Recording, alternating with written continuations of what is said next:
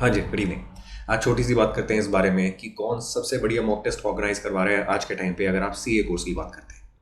इस डिस्कशन की ज़रूरत क्यों पड़ रही है? क्योंकि थोड़े टाइम पहले तक आईसीएआई मॉक टेस्ट ऑर्गेनाइज करवाती थी, फिर टीचर्स ने मॉक टेस्ट ऑर्गेनाइज करवाना शुरू करा। आज के टाइम पे हालात ये हैं कि आईसीएआई भी मॉक टेस्ट करवा रही है, टीचर्स भी करवा रहे हैं, और उसके साथ साथ ऐसे ऐसे बिजनेसेस भी मॉक टेस्ट ऑर्गेनाइज करवा रहे हैं जिनका सीए कोर्स से दूर दूर तक कोई लेना देना नहीं है।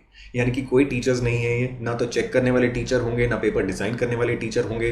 बस वो मॉक टेस्ट के नाम पे मॉक टेस्ट करवाए जा रहे हैं, बच्चों को एनरोल करवाए जा रहे हैं। मॉक टेस्ट के बेसिस पे आपकी कुछ ना कुछ असेसमेंट करके आपको बता रहे हैं यहाँ पे इंप्रूव करो। लेकिन क्वेश्चन ये उठ के आता है कि उनको खुद को पता है कि आपको कहाँ पे इंप्रूव करवाना है, कहाँ पे नहीं इंप्रूव करवाना। So this is the main discussion कि कहाँ से मॉक टेस्ट लें, कहाँ से नहीं लें। There are abundant sources of mock test which are available as of today in the market. तो उनमें से कौन सी आपके लिए अच्छी होगी, कौन सी नहीं अच्छी होगी, that is what we are gonna talk about in today's video. तो सबसे पहले बात करते हैं इस चीज़ की कि आज के टाइम पे सी इंडस्ट्री में कौन से मॉक टेस्ट हैं जो कि एक्चुअली आपको कुछ ना कुछ अच्छे सजेशंस दे सकते हैं, आपकी परफॉर्मेंस को इंप्रूव कर सकते हैं। तो अगर मैं सीधे आंसर की बात करूं तो सीधा सीधा आंसर यहाँ पे ये निकल के आएगा that any mock test which is designed by a teacher and also check by the teacher is going to be a very good mock test. उसके अलावा जितने भी मॉक टेस्ट हैं जहाँ पे या तो पेपर यानी कि क्वेश्चंस डिजाइन टीचर नहीं कर रहा, कोई और इंसान कर रहा है, कोई स्टूडेंट हो सकता है, सी इंडस्ट्री से बाहर का कोई भी बिजनेसमैन हो सकता है, नहीं होगा अच्छा मॉक टेस्ट। क्यों? बहुत इंपॉर्टेंट है, आपका क्वेश्चन पेपर अच्छा होना चाहिए and it should mimic the difficulty level of ICS question paper. क्योंकि आप ज़्यादा एंथुजियास्टिक होकर ज़्यादा ही डिफिकल्ट क्वेश्चंस बना देंगे उस पर्टिकुलर क्वेश्चन पेपर के अंदर, तो दिक्कत क्या होगी? बच्चा 3 घंटे में कभी भी क्वेश्चन पेपर को अटेम्प्ट नहीं कर पाएगा, क्योंकि आपने पेपर ही ऐसा बना दिया था जो कि मिनिमम 4 से 5 घंटे लेता अटेम्प्ट होने के लिए।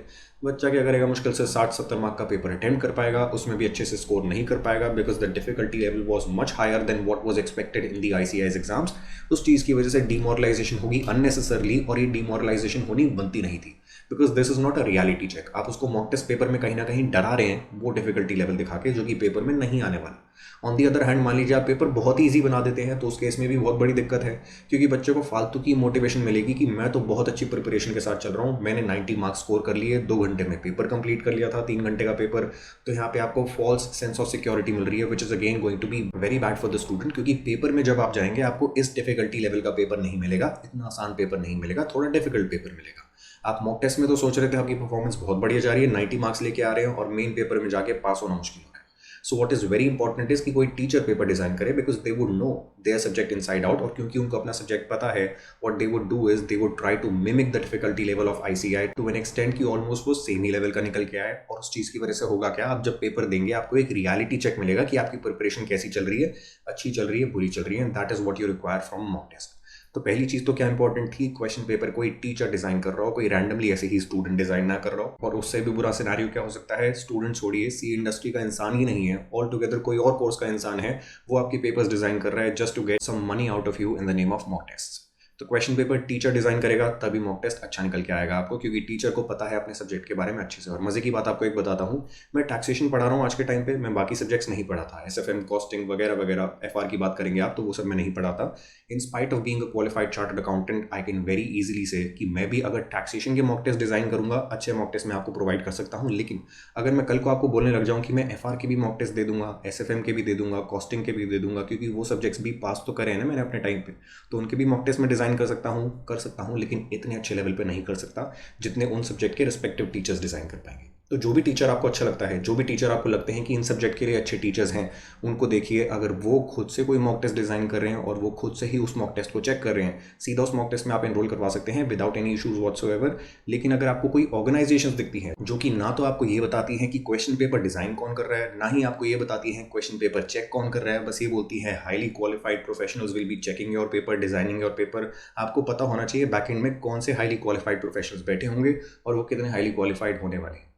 तो ये तो बात रही क्वेश्चन पेपर डिजाइन करने की। अब दूसरे leg of the mock test designing, उसकी भी बात कर लेते हैं। So the second leg of this mock test designing pertains to checking the paper. और यहाँ पे भी मैं बहुत ज्यादा एम्फेसिस इस चीज पे क्यों दे रहा हूँ कि टीचर ही अगर आपका पेपर चेक कर रहा है तो ही फायदा होगा, नहीं तो फायदा नहीं होने वाला। क्योंकि सोच के देखिए, एक पर्टिकुलर क्वेश्चन पेपर जो भी डिजाइन करा गया था, उसकी आंसर शीट जब आने वाली है, क्या सारे स्टूडेंट एक क्वेश्चन को सेम तरीके से आंसर करेंगे? नहीं। एक क्वेश्चन किसी तरीके से आंसर करा जाएगा किसी स्टूडेंट के थ्रू, दूसरा स्टूडेंट किसी तरीके से आंसर करेगा। हो सकता है दोनों स्टूडेंट का ही आंसर सही है, क्योंकि एक क्वेश्चन के मल्टीपल पॉसिबल आंसर्स एग्जिस्ट कर सकते हैं।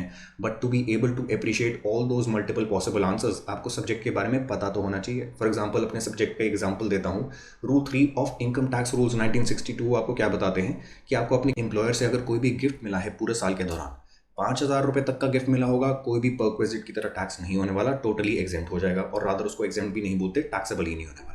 मान लीजिए 5,000 से ज़्यादा का गिफ्ट मिलता है, तो जितने भी अमाउंट का गिफ्ट मिलता है throughout the previous year, सारा का सारा अमाउंट टैक्सेबल बन जाएगा as a perquisite in your hands. तो मान लीजिए क्वेश्चन पेपर आपको क्या बोलता है कि ₹6,000 का गिफ्ट मिला है इस पर्टिकुलर एम्प्लॉय को during the previous year 1920।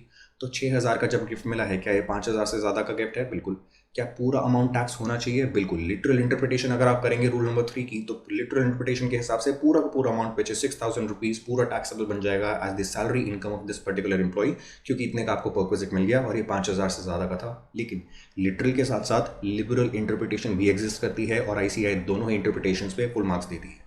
Liberal interpretation क्या कहती है? अगर आपको 5,000 से ज़्यादा का गिफ्ट मिला है, तो इस केस में जितना 5,000 से एक्सेस का गिफ्ट मिला होगा, सिर्फ वही टैक्स होने वाला है इस एम्प्लॉय के हाथ में। यानी कि 6,000 का गिफ्ट मिला तो पूरे 6,000 टैक्सेबल नहीं हो जाएंगे इन द सैलरी हेड, सिर्फ ₹1,000 टैक्सेबल होंगे which is the amount in excess of 5,000। दोनों ही इंटरप्रिटेशंस एग्जिस्ट करती हैं। अब जिस भी इंसान ने आपका पेपर डिज़ाइन करा है, अगर वो टीचर है और उसके साथ साथ चेक करने वाला भी टीचर है, तो वो सारी ही डिफरेंट इंटरप्रिटेशंस जो पॉसिबल हैं उनको पता होगी, क्योंकि डेली बेसिस पे सब्जेक्ट को पढ़ा रहे हैं और उस हिसाब से आपके पेपर को चेक भी कर पाएंगे। दोनों को ही टिक करने वाले हैं और पेपर में भी दोनों ही चीज़ें टिक होने वाली हैं। ICAI भी दोनों को ही मार्क्स देता है। लेकिन सोच के देखिए, कोई ऐसी ही random business organisation mock test conduct करवा रही है, ना ही टीचर कोई भी आपका पेपर डिजाइन कर रहा था, ना ही टीचर पेपर चेक कर रहा था। उन्होंने क्या करा होगा? ICAI के मॉड्यूल से क्वेश्चन उठाया होगा, वहीं से आंसर भी उठाया होगा, आप लाइन बाय लाइन सेम चीज़ लिख के आएंगे, वो आपको मार्क्स देंगे। अगर आपने कहीं भी चीज़ यहाँ की वहाँ करी, वो सीधा मार्क्स काट देंगे और उसके बाद लिख देंगे सजेस्टेड में, सजेशंस की तरह लिख देंगे कि भाई साहब आपको ऐसा आंसर लिखना था तो ही मार्क्स मिलेंगे, नहीं तो मार्क्स नहीं मिलेंगे। लेकिन क्या ये सही सजेशन है? सही सजेशन नहीं है। दोनों ही आंसर्स में आपको मार्क्स मिलने वाले हैं। That person did know the interpretation of the provisions which are applicable in your syllabus. और उनको ये इंटरप्रिटेशन क्यों नहीं पता थी? क्योंकि डेली बेसिस पे ये सब्जेक्ट को पढ़ा नहीं रहे, उनका इस सब्जेक्ट से कोई लेना देना नहीं है, सिर्फ मॉक टेस्ट कंडक्ट करवा रहे हैं। और ऐसे रातों रात में मॉक टेस्ट डिजाइन करके अगले दिन चेक करना आसान नहीं होता। आपको सब्जेक्ट के बारे में पता भी होना चाहिए, इनसाइड आउट पता होना चाहिए सब्जेक्ट के बारे में। So this is what it is. मैं कभी भी किसी भी स्टूडेंट को सजेस्ट करता हूँ तो यही बोलता हूँ, कोई भी मॉक टेस्ट टॉप करना है तो मेक श्योर कि पेपर्स डिजाइन भी कौन कर रहा हो, टीचर ही डिजाइन कर रहा हो, और उसके साथ साथ चेक भी कौन कर रहा हो, टीचर ही कर रहा हो। और मजे की बात, जिन भी टीचर को आप लुक अप टू करते हैं कि मुझे इस सब्जेक्ट के लिए टीचर अच्छे लगते हैं, कोशिश करके उनके मॉक टेस्ट लीजिए, क्योंकि उनके सजेशंस आपको फर्स्ट हैंड पता चल पाएंगे कि आपकी कॉपीज में, आपकी आंसर शीट्स में क्या क्या चीज़ें इंप्रूव करी जा सकती हैं, कैसे इंप्रूव करी जा सकती हैं। फॉर एग्जाम्पल, प्रेजेंटेशन में ये चेंजेस करे जा सकते हैं, राइटिंग में ये चेंजेस ऐसे करे जा सकते हैं। ऑफकोर्स राइटिंग आप इंप्रूव नहीं कर सकते इतनी जल्दी, लेकिन उसको इस तरीके की जगह इस तरीके से आप लिखेंगे तो आपकी ज़्यादा लेजिबल लगने वाली है कॉपी। तो ऐसे सजेशंस भी हो सकते हैं। टेक्निकल एस्पेक्ट्स पे इंप्रूवमेंट की ज़रूरत हो सकती है, नोट्स में कुछ ना कुछ चेंज करने की ज़रूरत हो सकती है, फॉर्मेट में चेंज करने की ज़रूरत हो सकती है। मल्टीपल सजेशंस आपको मिल पाएंगे, लेकिन तभी मिल पाएंगे जब किसी भी टीचर की, उस इंसान की आप हेल्प लेते हैं जो इंसान कर क्या रहा है, डेली बेसिस पे उस सब्जेक्ट को पढ़ा रहा है, डेली बेसिस पे उस सब्जेक्ट को पढ़ा के उस सब्जेक्ट को बहुत अच्छे से जानता है। ऑन दी अदर हैंड, अगर आप किसी ऐसी ऑर्गेनाइजेशन से मॉक टेस्ट ले लेते हैं जिसमें टीचर्स इन्वॉल्व नहीं होते, ना ही चेकिंग प्रोसेस में, ना ही क्वेश्चन मेकिंग प्रोसेस में, तो उस केस में आप अपना पैसा भी वेस्ट करेंगे, उसके साथ साथ अपना टाइम भी वेस्ट करेंगे। कोई सजेशंस नहीं निकल के आएंगे। वो आपके गलत आंसर को सही आंसर से मैच करके दिखा देंगे कि इसकी जगह ये करना चाहिए था, कैसे गलत था, वगैरह वगैरह, जो कि आप खुद भी कर सकते हैं। Save your time, save your money. And finally, before concluding this particular video, I'd like to say something else। मुझे पता है कि फाइनेंशियली शायद काफ़ी सारे बच्चे इन मॉक टेस्ट को नहीं अफोर्ड कर पाएं जो कि हम रोल आउट कर रहे हैं टैक्सेशन सब्जेक्ट के। तो आज से क्योंकि प्री बुकिंग चालू हो गई है, बच्चे रजिस्टर होना शुरू हो जाएंगे जो भी अफोर्ड कर सकते हैं। जो नहीं भी अफोर्ड कर पाएंगे उनके लिए भी कुछ ना कुछ चीज़ें मैं करना चाहता हूं, ताकि उनकी परफॉर्मेंस भी एग्जामिनेशन हॉल में जाने से पहले, यानी कि CA एग्जाम्स एक्चुअली अटेम्प्ट करने से पहले, कुछ ना कुछ हद तक इंप्रूव जरूर हो। तो क्या करा जाएगा? पर्सनली शायद उनके पेपर्स चेक करना मुश्किल हो जाएगा। तो इस केस में एक ऑल्टरनेट सी स्ट्रैटेजी मेरे माइंड में आ रही थी, आप बताइएगा आपको सही लग रही है नहीं लग रही। So what I am thinking is कि आज से जितने भी बच्चे प्री बुकिंग के अंदर रजिस्टर होते हैं, एक्चुअली इस मॉक टेस्ट को अवेल करते हैं, उन मॉक टेस्ट के, जो मॉक टेस्ट आपका बेसिकली जून के अंदर कंडक्ट करवाया जाएगा, उनकी आंसर शीट्स मेरे पास जून एंड तक आ जाएंगी। उसके बाद मैं चेकिंग का प्रोसेस चालू करूंगा, हफ्ते के अंदर सारी की सारी आंसर शीट्स चेक करके बच्चों को वापस कर दूंगा। लेकिन यही जो चेकिंग का प्रोसेस चल रहा होगा, इस चेकिंग के प्रोसेस में जितने भी बच्चे रजिस्टर हुए होंगे, उनमें से 2-3 बच्चों की कॉपीज निकाल के मैं लाइव चेक कर दूंगा यूट्यूब पे। आपको क्वेश्चन पेपर दिख रहा होगा, मेरी आंसर शीट दिख रही होगी, मतलब बच्चे की आंसर शीट दिख रही होगी, और उसके साथ साथ मार्किंग स्कीम भी दिख रही होगी, जहाँ पे क्वेश्चन पेपर, मार्किंग स्कीम दोनों ही मैंने डिजाइन करी होगी, ऑफ कोर्स ICAI की डिफिकल्टी लेवल को दिमाग में रखते हुए। तो ये जो चीज़ें हैं, ये जो प्रोसेस है चेकिंग का, ये प्रोसेस अगर आपके सामने लाइव हो जाता है तो शायद आप एवेल्युएशन का तरीका देख पाएंगे जिससे एग्जामिनर एवेल्युएट करता है आपकी आंसर शीट्स को, और वो समझना भी शायद मेरे हिसाब से काफ़ी होगा आपको ये कम्युनिकेट करने के लिए कि आप अपनी आंसर शीट्स में इंप्रूवमेंट कैसे कर सकते हैं।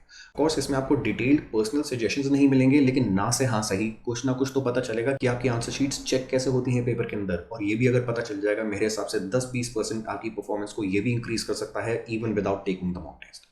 तो अगर आप मॉक टेस्ट ले सकते हैं, लेना चाहते हैं, तो जिस भी टीचर का लेना चाहते हैं उनके आप ले सकते हैं। अगर आप मॉक टेस्ट अफोर्ड नहीं कर सकते तो इस तरीके से भी आप अपनी परफॉर्मेंस को इंक्रीज करने की कोशिश कर सकते हैं। तो आज की वीडियो को इसी उम्मीद के साथ खत्म करते हैं। आपने कुछ ना कुछ सीखा होगा और आपकी कुछ ना कुछ तरीके से हेल्प हुई होगी। See you in the next video. Bye bye.